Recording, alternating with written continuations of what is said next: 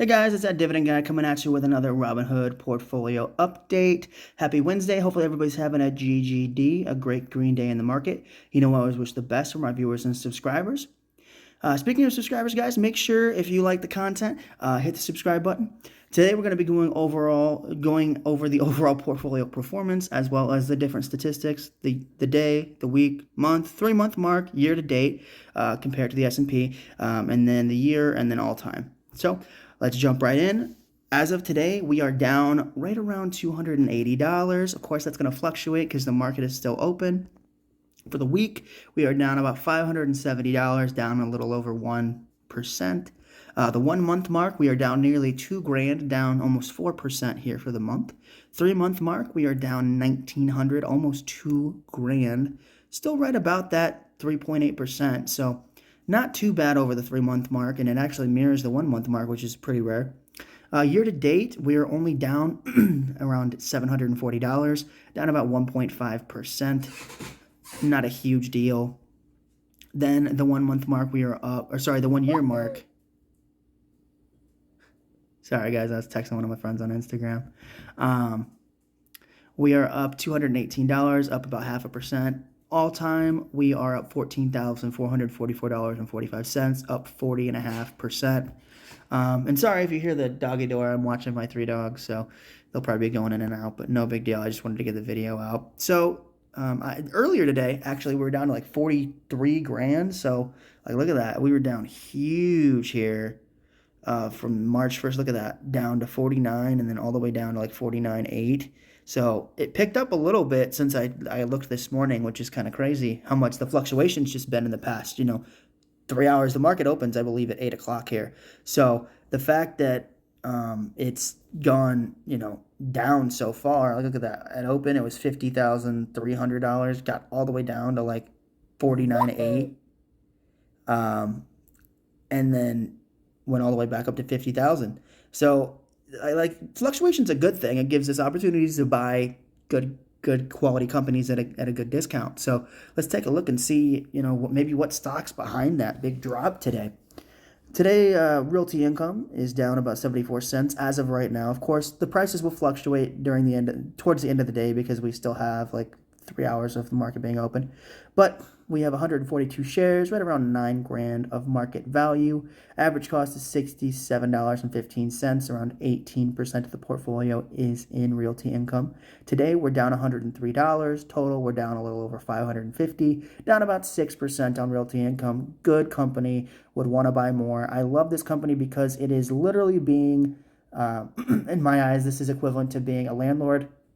Just like if you owned an apartment complex, a townhouse, maybe a multifamily or a single rental family home.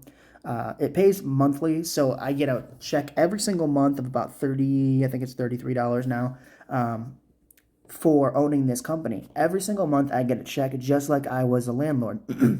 And the cool thing is about realty income is they own companies, but they own the buildings or the land that buildings are on, and they are a triple net lease, which means that it's like if you were a landlord and you had nothing to do with the house, you just collected the rent. So they're responsible for utilities, insurance, damages, repairs, all that, all on the company that owns that sits on their land. So love realty income for that aspect, and I love that monthly dividend income. And they are a dividend aristocrat, and I believe they just did a recent increase to 25 cents a share. So gotta love realty income for that aspect, and it is a great buying opportunity. Maybe I'll take advantage. We'll see if there's any other deals in the portfolio. Then we've got Coca-Cola sitting pretty at $58.76, 10 shares, $587 worth of market value. Average cost is around $61 a share.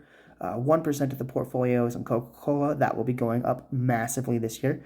Down $7 today. Total down about $21, down 3.4% on Coca-Cola. As you guys can see, average costs were about $2 below my average cost, so a good buying opportunity as well on Coca-Cola. Then Altria is at $46.18, 315 shares, $14.5 for Altria for the total market value. Average cost is $47.34. So down a bit on this one as well. $363, down about 2.5%. This is the largest holding in the portfolio. So if this goes down, of course, it's going to reflect in the overall portfolio value. but I think it's a great company to be buying at these levels, especially because I can cost on average.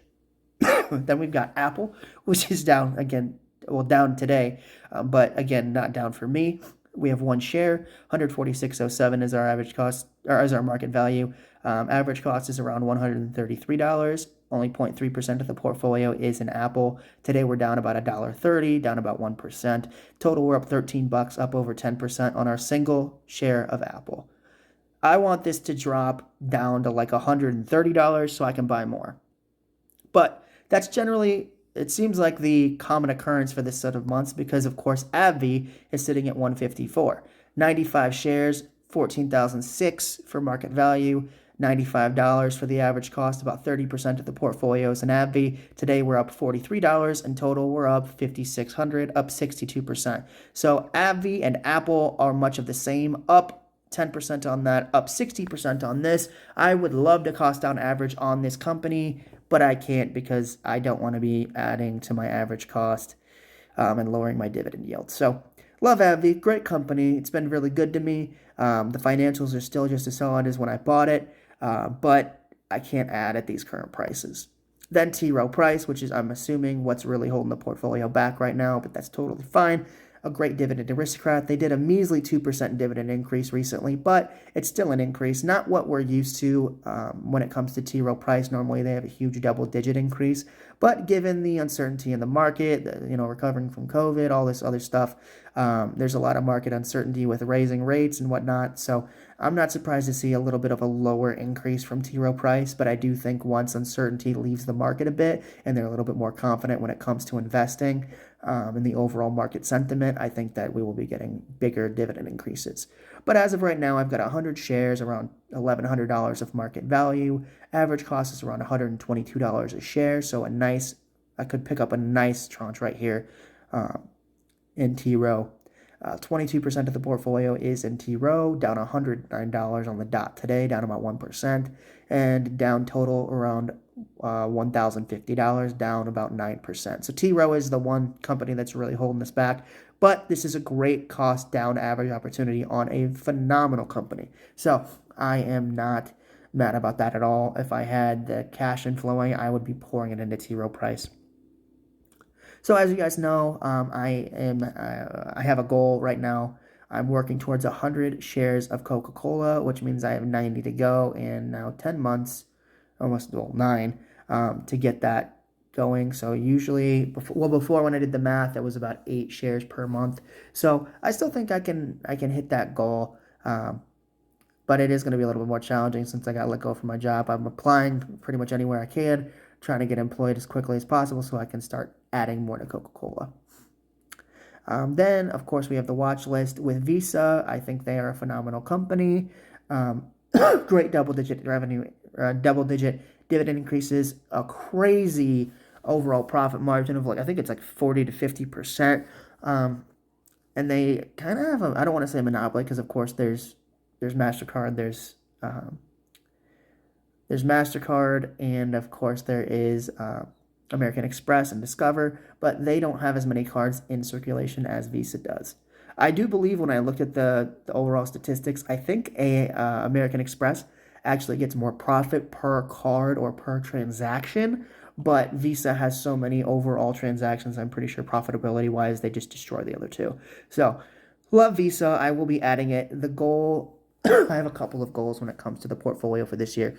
One, I do want 100 shares of Coca-Cola, but I also want to even out my overall dividend income because the first set of months pays me like $300, the next set of months pays me like $200, and then the third set of months pays me like $150. So I really do want to overall even out that. Sorry, all my dogs are coming inside at the same time, of course. But I want to even out my overall dividend income for the year. So I will be adding more to T. Rowe as of right now, and I do think adding to Visa right now would be good too. But then, of course, we have Berkshire, the only growth stock that I want in the company, or want in the portfolio. This company is phenomenal. They have kind of a growth/dividend play when it comes to the overall income that they get from their premiums from Geico, National Indemnity, and all the other insurance companies that they own. They use the float as kind of a dividend, and, of course, they have... sorry, Barkley is ruffling toys, but whatever. But they also use the income from their businesses as dividends and redeploy those in other places. So like See's Candy, Buffett in the past has said that they would pay out 90% of their profits because they have no logical way or profitable way to put that money back into the business. So if you owned See's Candy, then they would be a high dividend yield, a high payout ratio for that company, specifically because they can't allocate the money that See's Candy produces. They can't put that back into See's Candy at a profitable rate that would, overall make shareholders more than $1 of income per dollar invested. So they use all that income from See's Candy, Acme Brick, Geico, any of their subsidiaries or stocks that they get dividends from, like Coca-Cola. They have over 400,000 shares. Apple pays them a dividend. Chevron, Occidental Petroleum pays them a dividend. Kraft Heinz, just anything that they own when it comes to fully owned businesses, they take those profits and they put profit into the company, obviously, to keep that sustainable, keep the business going and growing. But any excess capital they put back at Berkshire, and then they allocate that towards allocating more companies. I know that they just bought Allegheny outright, ticker symbol Y, I think end of last year. They've also bought a huge stake in Occidental Petroleum. So they have kind of a dividend built into their business already. So that's why I like Berkshire. They don't pay a dividend, but the way that they operate their overall business is like they're getting constant dividend income from their subsidiaries, from their fully owned businesses, from their stocks, right? And that is used as kind of like a dividend for that business to keep growing. So that's why I like Berkshire, and that's why I do plan on owning them in the near future. But guys, that closes out the portfolio update. Thank you guys so much for watching. This has been my $50,000 dividend portfolio. And like I said, guys, market fluctuations always fun. It got down to like 40, well, for even today, look at this. It got all the way down to like 49.9, so, or 49.8. So fluctuations is the name of the game, guys. We will take advantage of the opportunities that we see within the portfolio and outside of it if we can add anything on the watch list at a good price, at a good value. So thank you guys so much for watching my dividend portfolio update. Remember, guys, to like the video. It helps so much with the YouTube algorithm, helps me get a couple more people to watch, and hopefully inspires people to start investing, as well as subscribe. If you guys enjoy this content, I'm trying to make daily content as much as I can. I had a little bit of strep throat, ear infection, so my voice sounds off, and I kind of sound under the weather. That's why. But I'm doing my best trying to keep it as consistent as possible. So thank you guys so much for watching. Remember to hit subscribe, and I'll see you tomorrow with another dividend portfolio update. Take care, guys.